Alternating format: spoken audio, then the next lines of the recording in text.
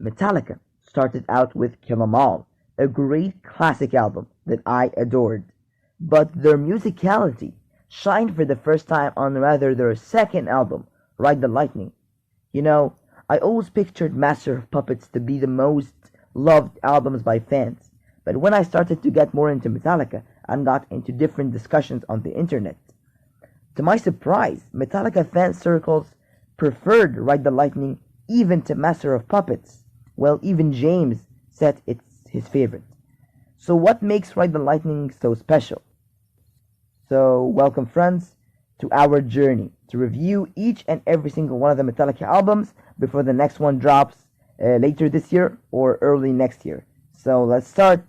There is a lot of different things in Ride the Lightning that would really set the road for all the other Metallica albums. A lot of the features that really made Metallica legends started for the first time on Ride the Lightning. Number one, album structure. What songs go where on the album, or what's the order of the songs and the track list according to their style. The way the track list works would be done completely the same on Master of Puppets and Justice for All, and would have some and little influences in the other Metallica albums. The song number one, really fast song with a soft melodic intro, as in Fight Fire with Fire. Number two, long epic song that it is the title track.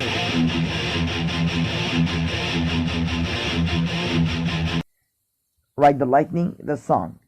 Song number three, slower, heavier, simpler songs,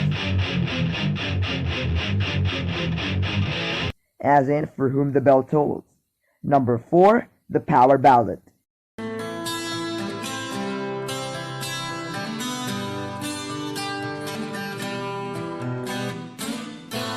as in Fade to Black. Number five, back to really thrashy,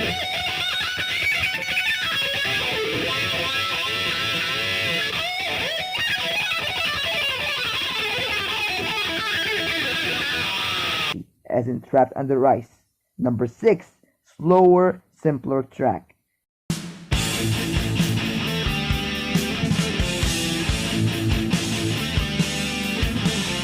Escape. Number seven, fast, thrashy song,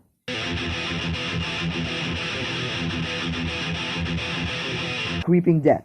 Number eight, the instrumental,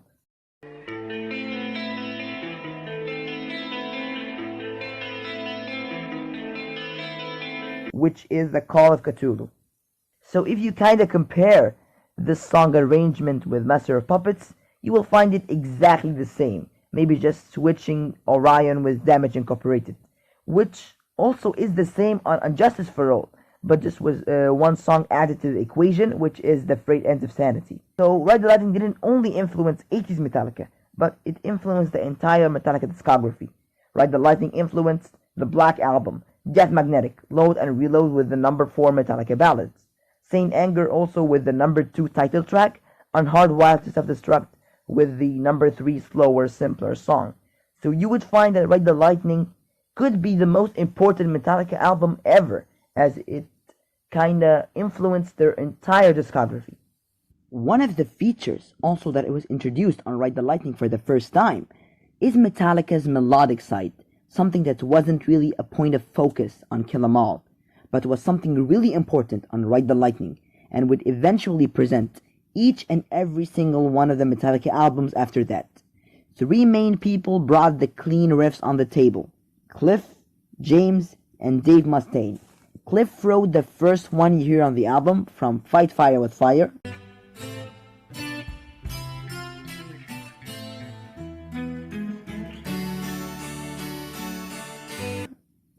James wrote the two from Fade to Black,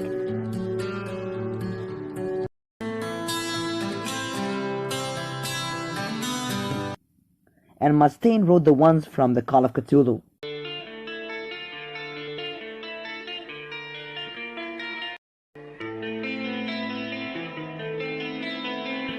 And there was a song that really shined the most on the melodic part. It's Fade to Black. the first power ballad Metallica has ever written. And let's just say that after that, Metallica never stopped writing ballads, ever. Well, we heard Cliff's job in terms of the acoustic riff, but what about his main job on the album, harmonies, something that was also first heavily utilized on Ride the Lightning.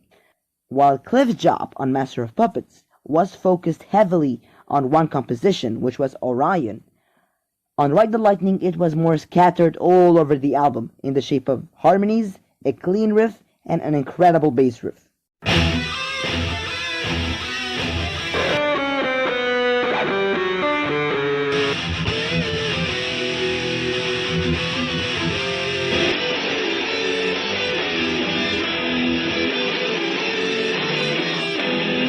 Really, Cliff's album is Ride the Lightning. Well, what about Kirk's job? What's his job on Ride the Lightning? Well, in terms of riffs, he wrote a couple of great ones. The heavy chorus from Fade to Black,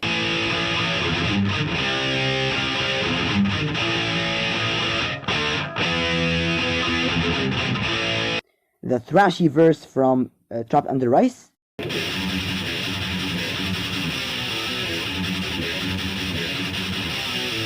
and the heavy breakdown from Creeping Death.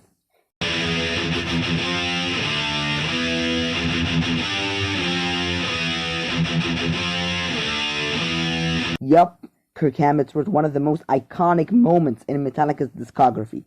Creeping Death breakdown. He wrote it when he was 16 years old, and he initially used it for his former band, Exodus, but now it's the Creeping Death breakdown. But still, Kirk's main job isn't writing riffs, his main job is writing solos. So how are the solos on Ride the Lightning? Well, let's just say that Ride the Lightning is my favorite Metallica album in terms of solos. Really Kirk's Hammett prime here. Every single song has an iconic solo, such as Creeping Death,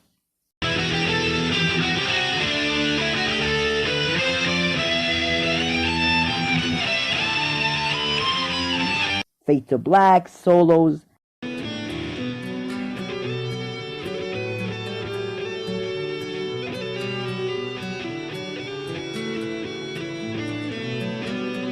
and of course, the epic solo from the title track.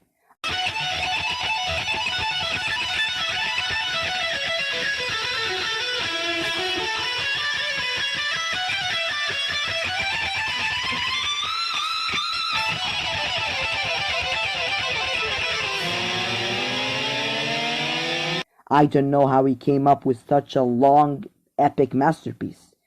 But man, what a wonderful solo Ride the Lightning is. Hands down the best album in terms of solos.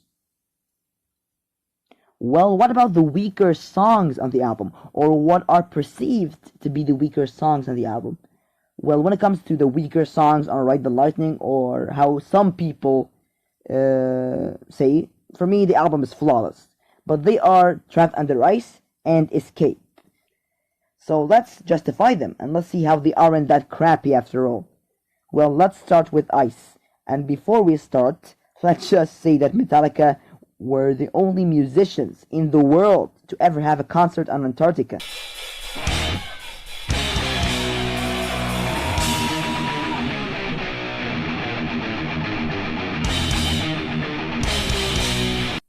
And they still missed the chance to play Trapped Under Ice. I mean, come on. Well, anyways, Trapped Under Ice for me is more of a Kill 'Em All-ish song. More goofy with a lot of improvised solos, but they are catchy as fuck. And the bridge has one of the best riffs on the album.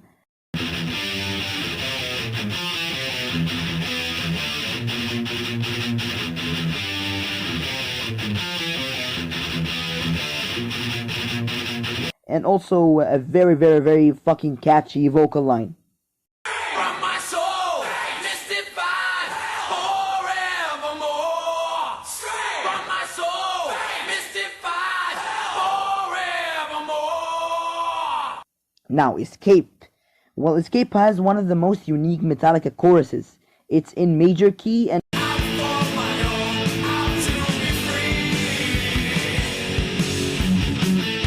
One way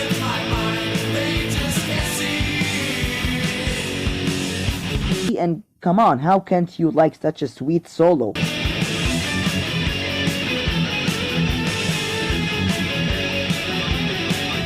Man, I don't know how James hates this song. Well, yeah, they were forced to write it. But as an outcome, it sounds great.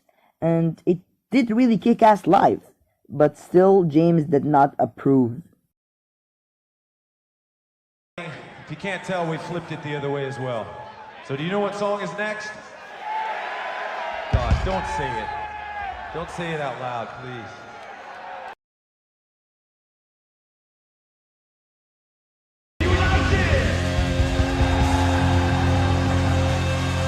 So something that is so good about Ride the Lightning is the guitar tone. Man, it's amazing. I think it's one of my favorite guitar tones ever. One person on one of the comment sections of one of the Ride the Lightning songs described the guitar tone as frosty. And I just thought, oh, that is the right word to describe it. You know, frosty, electrified.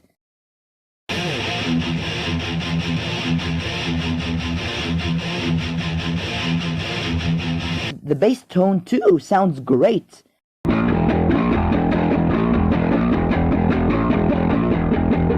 But there's a dark side to the story. Maybe the only negative thing about the album. The production. The bass is not clear in the mix. There's too much reverb. Even James said that himself. And that's actually the reason they avoided reverb completely on purpose on Master of Puppets. Difference between Lightning and this was, reverb was a naughty word. Exactly, especially in the guitar. It's like, yeah. No reverb. Yeah. It makes it sound far away. Exactly, okay. yeah. So that was the beginning of the, we want it in in your the- face. I remember Exactly, that yeah. reverb tank sitting over Yeah. to the right on the we're looking at the desk. Sometimes it just sounds like noise, for God's sakes.